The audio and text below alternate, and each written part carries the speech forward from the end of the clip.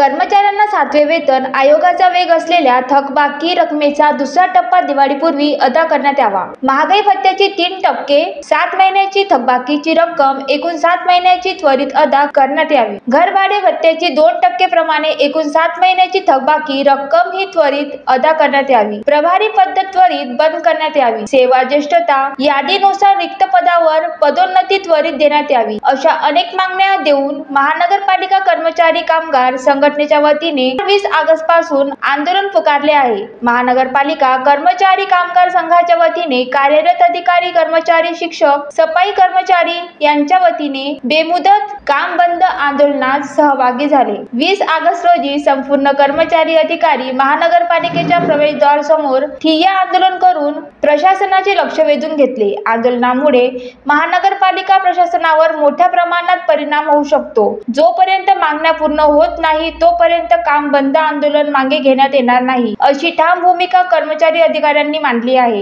आज आम्ही आम आदमी पार्टी, शिवसेना, उद्धव बाळासाहेब ठाकरे गट,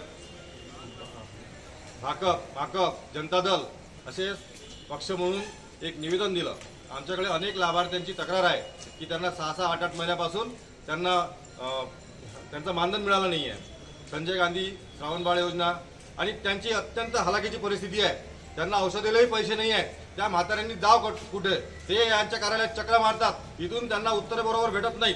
आज जे काही आधार कार्ड अमुक लिंक करायचे असेल बँकात, तर यांनी एक वेगळा कक्ष तयार करून हा निकाली काढायचा होता हा प्रश्न, पण यांच्याकडून ते काही झालेलं नाही आहे आणि त्यांना वाऱ्यावर सोडलेलं आहे। ती म्हातारी मंडळी आता जाऊ कुठं?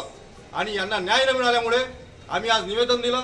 22 तारखेपर्यंत त्यांचे 6-8 महिन्याचे पैसे आले तर ठीक, नाही तर 25 तारखेला बैठा सत्याग्रह या तहसीलदाराच्या दालनात आम्ही सगळे पक्ष, संघटना आणि ते लाभार्थी घेऊन इथे करणार। Vidarbha city news, Amravati.